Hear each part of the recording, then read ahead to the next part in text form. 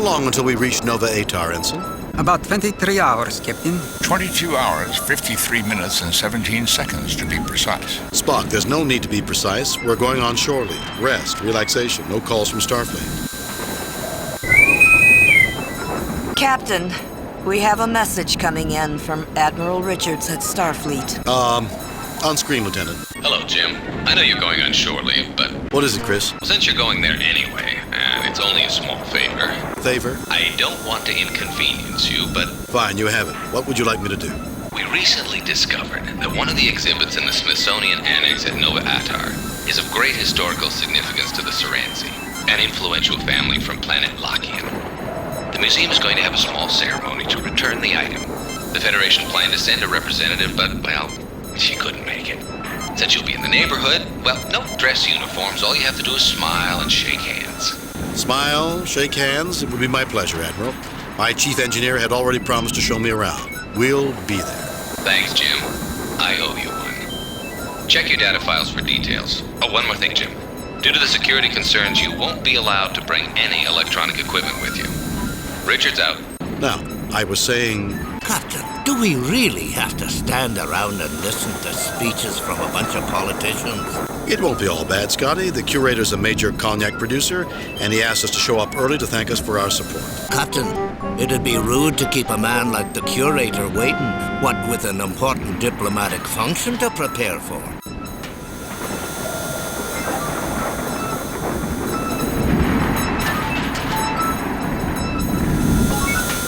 No word from Nova Atar, Captain.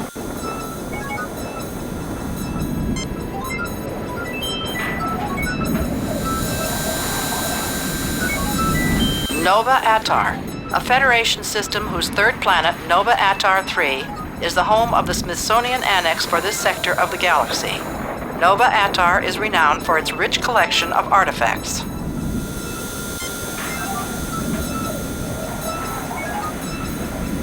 Smithsonian Annex. Location, Nova Atar. A large museum annex with exhibits ranging from some of the earliest technology in the galaxy to the most recent declassified recoveries of salvaged Klingon wreckage. The museum administration bans equipment from being brought into the museum. A force field also protects the museum from an intruding transporter beam.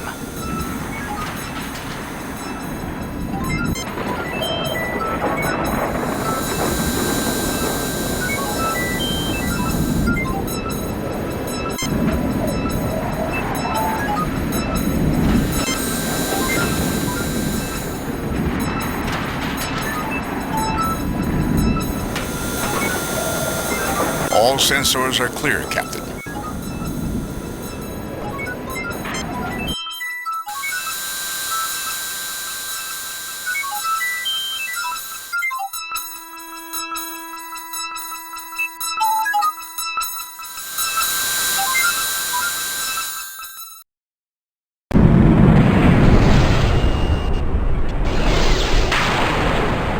We've arrived at Nova Atar, Captain. Bring us into standard orbit, Mr. Sewell. Aye, Captain.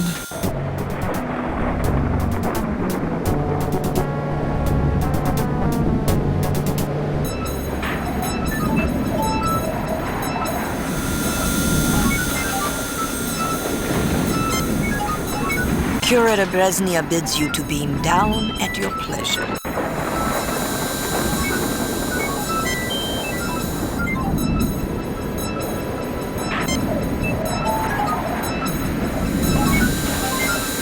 Mr. Scott, Mr. Chekhov, come with me. Mr. Spock, you have the call.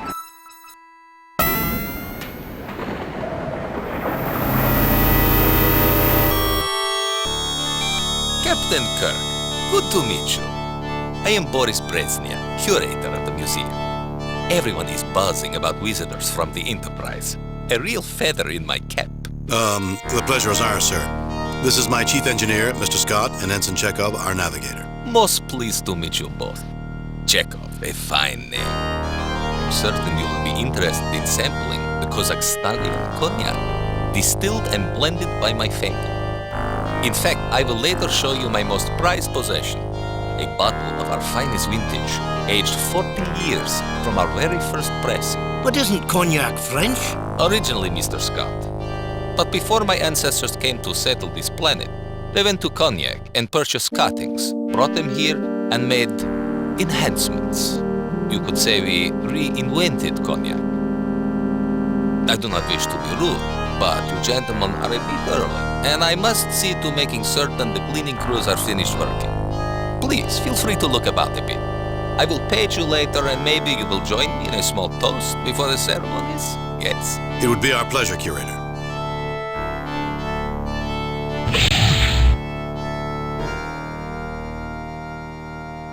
I told you we invented it. Maybe we were a little hard on you, laddie. Never doubted you for a second, Mr. Chekhov. Now let's take advantage of this time and look around. Chekhov is pleased to finally be with someone from his ancestral culture. Kirk seems to be enjoying the leisurely stroll around the museum. Scotty thinks this is the best shore leave he's ever had. The plaque reads, an old ground-based phaser cannon model B-17, the real equalizer, rescued from a Federation scrapyard, probably based on the frontier near Nelapur. This phaser cannon no longer possesses any of its focusing or targeting equipment. The large capacitors in the base allowed a variety of power sources to be used to energize the cannon and gave the real equalizer considerable flexibility in use. The walls of this hexagonal exhibition room appear quite sturdy. Although some exhibits are old, all are well maintained. Lights cascade continually above the surface of this device. Plaques on each side read, "The Vandecourt Aurora generator was donated to this museum by Sir William Loudon."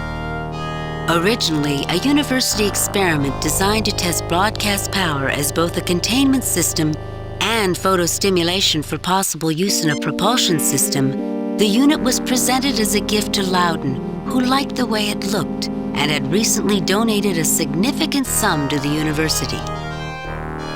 The plaque reads, "The Niven, non-integrated Vulcan electronumerator, was one of the earliest versions of a Vulcan computer. Some of the components were found to only function correctly at high temperatures. Since the focus in those early days was on computational effectiveness and not user-friendliness, the operator could not stand near the Niven during its operation.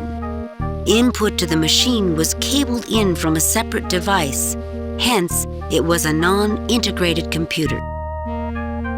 The plaque reads, "The Niven, non-integrated Vulcan." The Klingon console looks operational, but without a ship attached, it's hard to tell. Written on the plaque, this is a control console from a Klingon warbird, the Klarg, which was salvaged from the battle wreckage near Crimmins 8. Think you could make that work, Mr. Scott? Of course, Captain. But it's not like I'll ever have to.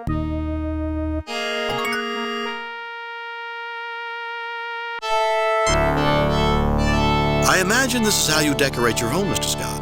Aye, Captain, but I'd leave all the parts in. Most of this has been gutted. You know, this is a fine place, Captain. We'll have to come here for shore leave more often. You know, this is a fine place, Captain. We'll have to come here for shore leave more often. Maybe they'll display a piece of the Enterprise here someday, Captain. Maybe they will, Mr. Chekhov. They'd better not. Taking a piece out of that grand lady would be like cutting the head from the statue of the Antares Maiden and putting that on display. Interesting analogy, Mr. Scott. But you have to admit that someday even the Enterprise will be put into dry dock. He will not. I think we'll agree with Mr. Scott on this one, don't you think, Mr. Chekhov? Yes, Captain.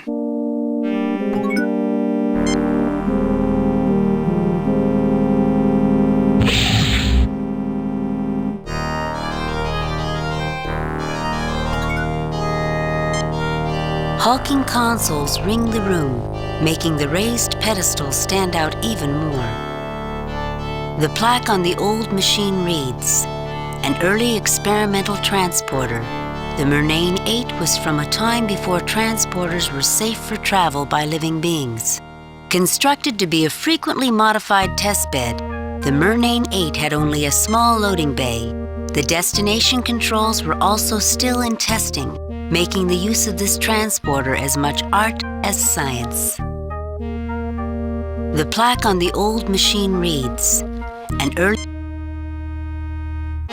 Scotty is quite pleased that the captain enjoys this as much as he does.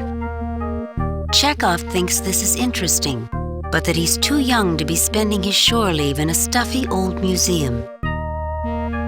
Kirk realizes this is probably heaven to Scotty, but this isn't his favorite type of history.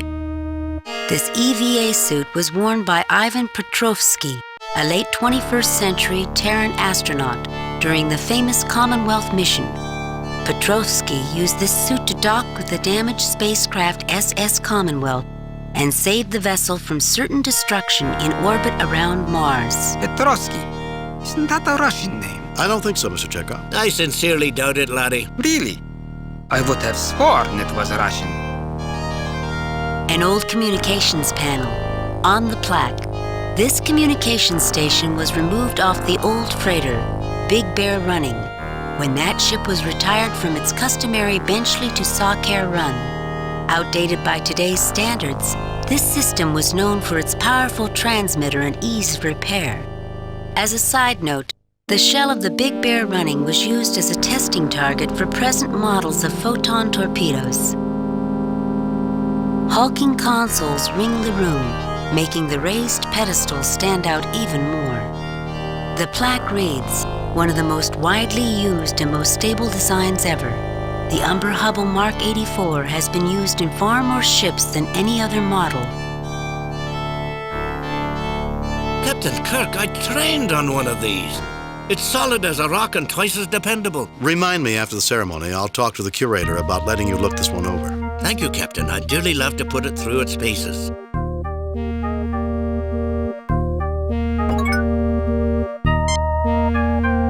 There are some impressive items in this museum. Aye, they went to a lot of trouble to find some of these beauties. I hope the ceremony doesn't last too long. I'm starting to get hungry. I'm sure it won't be much longer, Mr. Chekhov. Not that I'm ever planning to leave the Enterprise, but a man could do worse than spend his retirement here. A lot worse. I don't know, Scotty. I don't think I can really imagine you wanting to spend your days tinkering with antiques. Perhaps you're right, but these things do have their charm.